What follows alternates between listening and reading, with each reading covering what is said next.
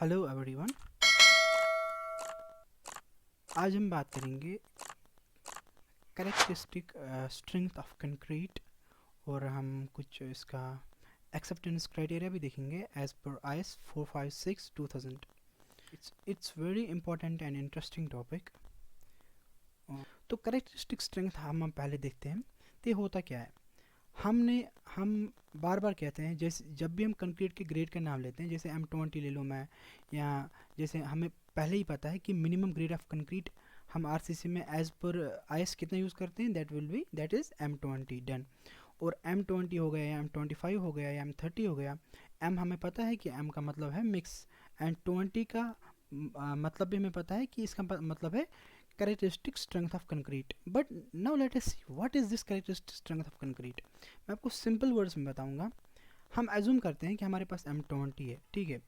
M20 जो हमारे पास concrete है, मैंने ना इसकी क्यूब कास्ट किए, ठीक है। Presume I have casted 100 cubes. तो 100 क्यूब्स में से अगर मेरे 5 क्यूब्स फेल होते हैं, उसका मतलब क्या है? उसका मतलब ये है कि जो 5 क्यूब्स का वैल्यू आएगा वो 20 न्यूटन पर mm से कम आ रहा है। M20 का मतलब क्या है? M20 का मतलब है कि 20 न्यूटन पर mm स्क्वायर। तो जब मैंने क्यूब कास्ट किए, तो आप ये मान के चलो कि 95 क्यूब्स का जो वैल्यू है वो 20 न्यूटन पर mm स्क्वायर से ज़्यादा आ रहा है। और सिर्फ 5 क्यूब्स का वैल्यू ऐसा है जो 20 न्यूटन mm पर स्क्वायर से कम आ रहा है। लेटेस्ट से वो आ रहा है 18 न्यूटन, या किसी का 70 न्यूटन आ गया, या किसी का 60 न्यूटन आ गया, तो 20 न्यूटन से कम आ गया।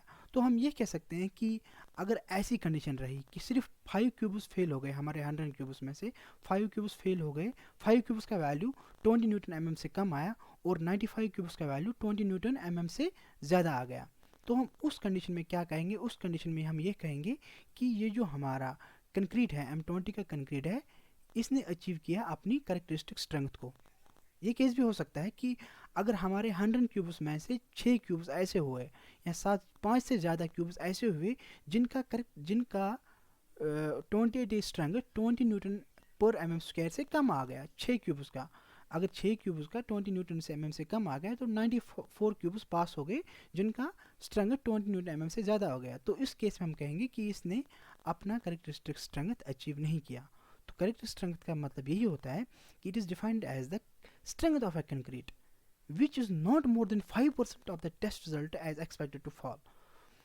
और अगर हम इस चीज़ को प्रैक्टिकल में देखेंगे, रियलिटी में देखेंगे, रियलिटी में हमारे पास डिफरेंट शेप्स होते हैं, और कंक्रीट जो हम कंक्रीट लैब में बनाते हैं वो क्यूब होता है, स्पेसिमेन का जो हम बनाते हैं वो क्यूब होता है। बट रियलिटी में डिफरेंट डिफरेंट शेप्स हो सकता है, वो क्यूब नहीं हो सकता है, ठीक है ना। तो हम इसलिए हम इसमें फैक्टर ऑफ सेफ्टी भी लेके चलते हैं 0.67। जैसे आपको पता है अमेरिकन स्टैंडर्ड में क्या होता है, अमेरिकन स्टैंडर्ड में, जैसे हमारे इंडियन स्टैंडर्ड में हम क्या करते हैं, हम क्यूब लेते हैं, अमेरिकन स्टैंडर्ड वाले सिलेंडर लेते हैं। Okay, so it varies. So अभी ये जो कैरेक्टर स्ट्रेंथ है ये कितना है?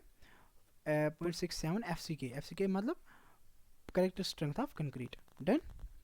अभी हमें समझना क्या है, असली हमें समझना है, ये हमारा हो गया कैरेक्टर स्ट्रेंथ होता क्या है। सेकंड, हमने एक एग्जांपल लेनी है। इस एग्जांपल में आपको मैं क्या क्या क्लियर कराऊंगा, इस एग्जांपल में आपको ये क्लियर कराऊंगा। अगर आप लैब में काम करते हो, कि अगर आपको कभी भी ये देखना है कि हमारा क्यूब पास है या फेल है, एक्सेप्टेंस क्राइटेरिया मैं आपको दिखाऊंगा इसमें, और नेक्स्ट आने वाली वीडियोस में हम स्टैंडर्ड डिविएशन के बारे में बात करेंगे। तो इसमें मैंने एक एग्जांपल लिया M30 का, ठीक है। M30 हमने लिया है, M30 के मैंने एक क्यूब लिया है, sorry 1 cube, 2 cube, 3 cube, 4 cube, 4 cube लिए मैंने।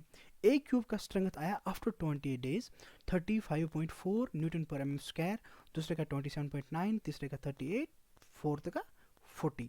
तो इसका मैंने एक एवरेज निकाला। एवरेज आपको पता है, sum of observation divide by number of observation, it is 35.325 मुझे निकला, ठीक है। अब हम सबसे पहला स्टेप हम क्या, सबसे पहला स्टेप हमारा रहेगा टेस्ट रिजल्ट हम देखेंगे। टेस्ट रिजल्ट हमने 4 टेस्ट लिए, 1, 2, 2, 3 एंड 4। ओके, मैंने आपको बोला इसका एवरेज मैंने कैसे निकाला, sum divide by number of observation that's 4, which is equal to 35.325 हमारा ये निकल गया। Okay done. ये हमारा पहला स्टेप हो गया, हमारा एवरेज हमने इसका निकाला। सेकंड, हमने इसका देखना है ग्रेड ऑफ कंक्रीट। हमने कोई भी ग्रेड यूज़ कर सकते हैं, मैंने यहाँ पे प्रिज्यूम किया है, let it be M30। Done. और ये हमारा सेकंड स्टेप हो गया। थर्ड स्टेप विल बी, हम देखेंगे एज पर IS 456 क्या बोलता है, IS 456/2000 क्या बोलता है। वो बोलता है कि आपका जो ये एवरेज है ना, ये एवरेज जो हमारा निकला, ठीक है, ये एवरेज देख रहे हो ना आप, ये जो हमारा निकला ये बड़ा होना चाहिए, ये बड़ा होना चाहिए एफ सी के प्लस 0.825 सिग्मा और एफ सी के plus 4 which our is greater. इसका मतलब क्या है मैं आपको बताऊंगा, आपको मैं प्रैक्टिकली बताऊंगा। जैसे ये बड़ा और इक्वल होना चाहिए, ओके, बड़ा या बराबर या greater than equal to.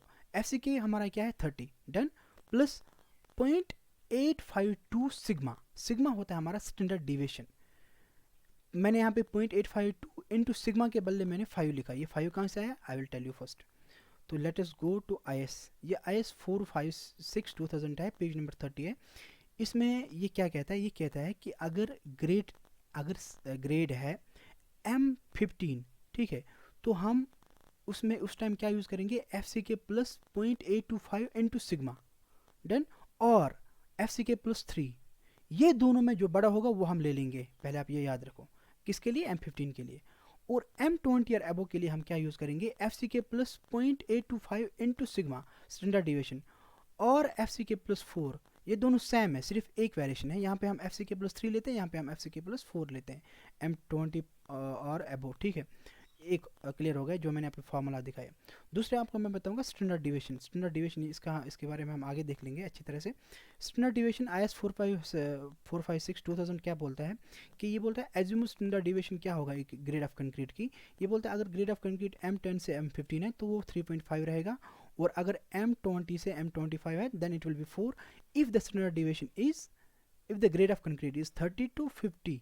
But अभी ये चेंज हुआ अमेंडमेंट 4 में, उन्होंने इसमें ऐड किया है M55 एंड M60। नाउ ये जो है ना M30 to M50, ये अभी है M30 to M60। अगर इसके बीच में कोई ग्रेड है तो हम उस टाइम स्टैंडर्ड डिविएशन 5 ले लेंगे, डन, क्लियर, ओके। तो हम अपने स्टेप पे वापस जाएंगे, स्टेप नंबर 3 पे। तो एफ सी के प्लस 0.825 सिग्मा, ये आपको समझ आ गया, और एफ सी के प्लस 4 क्यों लिया, बिकॉज हम ले रहे हैं M30। अगर M30 से कम ले लेते तो हम यहाँ पे 3 ले लेते हैं, एफ सी के प्लस 3, डन। तो एफ सी के बदले 30.825 into standard deviation sigma, sigma is 5, आप देख सकते हो क्योंकि हम M30 ले रहे हैं, M30 के लिए स्टैंडर्ड डिविएशन 5 है, तो मैंने यहाँ पे 5 सब्स्टिट्यूट किया, तो मेरा जो वैल्यू आया वो 34.125, डन। और मुझे ये भी चेक करना है एफ सी के प्लस 4 कितना आया, एफ सी के इज 30 प्लस 4 दैट इज 34। तो इन दोनों में से बड़ा कौन है, इन दोनों में से बड़ा है 34.125। ये 34.125 जो हमारा निकला, ये हमें देखना है अपने एवरेज से, हमें देखना है ये हमारा एवरेज कितना आया था 35। ये देखो ये एवरेज जो हमने निकाला था ये कितना आया था 35.325। ये 35.325 जो भी ये नंबर 4 जो हमारा इनका एवरेज है, ये हमेशा बड़ा होना चाहिए, ये हमेशा बड़ा होना चाहिए और इक्वल होना चाहिए किसके, ये दोनों वैल्यू के, ये दोनों वैल्यू के। जैसे जो यहाँ पे हमारा आएगा, जो इन दोनों में से ग्रेटर होगा ना, उससे बड़ा होना चाहिए या इक्वल होना चाहिए ये वैल्यू। ये हमारा कितना है 35.325, ये बड़ा है किसके 34.125। हिनस हमारा जो क्यूब है ये ओके है, इसमें कोई दिक्कत नहीं है अभी तक, ठीक है। 5 होता है ITR। अब ये ITR होता क्या है, ITR होता है इंडिविजुअल टेस्ट रिजल्ट, ठीक है। इंडिविजुअल टेस्ट रिजल्ट ऑल सारे वैल्यूज़ के लिए होता है greater or equal to F C के -3। लेट अस से एफ सी के मेरा 30 है, क्योंकि M30 में यूज़ कर रहा हूँ, -3 दैट्स 27। 27 से छोटा मेरा कोई क्यूब का वैल्यू नहीं होना चाहिए। अगर मैं अपने क्यूब्स की वैल्यूज़ देखूंगा, आप देखो सबसे छोटा कौन है 27.9, तो 27 से बड़ा है, it means it's accepted, so okay, it means okay. Last हम चेक करते हैं इंडिविजुअल वेरिएशन। इंडिविजुअल वेरिएशन का मतलब होता है कि इट सेज कि individual variation should not be greater than 15 ±15%। अब मैं आपको ये इजीली वे से समझाऊंगा। हम अपने ये 4 क्यूब्स में पहले स्मॉलेस्ट वैल्यू लेंगे। स्मॉलेस्ट कौन है 27.9, ले लिया स्मॉलेस्ट वैल्यू। स्मॉलेस्ट वैल्यू जब मैंने ले लिया, इसको मैं माइनस करूँगा अपने एवरेज से। एवरेज मेरा क्या आया था 35.325, तो मैंने स्मॉलेस्ट वैल्यू को माइनस किया एवरेज, डिवाइड बाय एवरेज किया, इंटू 100 किया, तो मेरा वो आना चाहिए ±15%। मगर आप देख सकते हो ये मेरा -21% आ रहा है। सो ग्रेटर है 15% से, अगर हम माइनस को नेगलेक्ट करेंगे तो ग्रेटर है 15% से, विच मीन्स इट्स रिजेक्टेड, इसको हम यूज़ नहीं कर सकते हैं, ठीक है, ये पास नहीं कर सकते हैं इसको। अब हम ग्रेटर वैल्यू का भी देखते हैं, ठीक है। ग्रेटर वैल्यू हमारे सबसे बड़ा वैल्यू कौन है यहाँ पे हमें, वह है 40 न्यूटन पर mm स्क्वायर। इसका हम देखेंगे, इसका हम कैसे देखेंगे, वो हम देखेंगे 40 माइनस एवरेज, टोटल एवरेज कितना है हमारा 35.325 डिवाइड बाई एवरेज इनटू 100, वो आ रहा है हमारा 13%, which is less than 15%, hence it is okay. Done, ये हो गया आपका। अब लास्ट में हम देखेंगे मिनिमम, हम जो साइट पे जो भी हम कंक्रीट यूज़ करेंगे, हम कितने नंबर ऑफ सैम्पल्स लेंगे, ये बहुत इंपॉर्टेंट है, ये भी इसी के साथ है, मैं आपको बता दूंगा यहीं पे। अगर हम साइट पे, ये भी इंडियन स्टैंडर्ड ने दिया है, IS 456/2000 पेज नंबर 29 पे दिया हुआ है।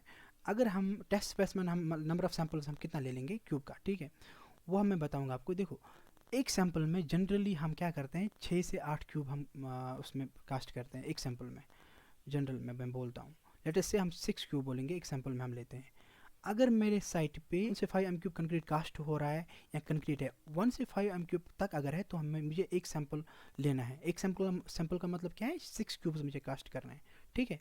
अगर 6 से 15 एम क्यूब है तो मुझे 2 सैंपल लेना है। अगर 16 से 30 एम क्यूब है तो मुझे 3 सैंपल लेना है। और अगर 31 से 50 एम क्यूब है then I have to take 4 samples. if it is greater than 50, that is 51 or above, then what I have to do, I have to take 4 plus 1 additional sample for 50 m cube। ये मैं आपको यहाँ पे बताऊँगा simple way में बताऊँगा। Let us से मेरे पास 300 m क्यूब साइट पे है, तो पहले 50 m क्यूब के लिए मैं 4 सैम्पल्स ले लूँगा। डन, कैसे, क्योंकि यहाँ पे आप देख सकते हो 31 से 50 मुझे 4 सैंपल लेने हैं, तो 4 सैंपल मैंने ले लिया। उसके बाद क्या बोलता है ये IS 456, ये बोलता है उसके बाद जो एडिशनल 50 आ रहा है, हर एक एडिशनल 50 के लिए मुझे एक एक सैंपल लेना है। जैसे 50 के लिए मैंने 4 लिया, अब एडिशनल जो भी आएगा उसके लिए एक एक लेना है 50। जैसे 50 के लिए मैंने एक लिया, और नेक्स्ट 50 के लिए मैंने और एक लिया, नेक्स्ट 50 के लिए और एक लिया, नेक्स्ट 50 के लिए और एक लिया, नेक्स्ट 50 के लिए और एक लिया। टोटल हम अगर हम टोटल करेंगे 50 50 50 50, it will be 300 m cube. तो 300 एम क्यूब के लिए मुझे कितने सैंपल लेने हैं, 4 5 6 7 8 9, so I have to take 9 samples total मुझे लेने हैं। डन, और एक सैंपल में लेट्स एज्यूम हम 6 क्यूब लेते हैं, सो 9 इंटू 6 दैट इज 54 क्यूब्स मुझे कास्ट करने पड़ेंगे फॉर 300 एम क्यूब। ओके, ये इसका हो गया। तो आज हम बस यहीं पे ख़त्म करते हैं। नेक्स्ट वीडियोस में हम स्टैंडर्ड डिविएशन के बारे में बात करेंगे। अगर आपको कोई भी कन्फ्यूजन है तो आप कमेंट सेक्शन में बोल सकते हो। Okay, thank you, bye.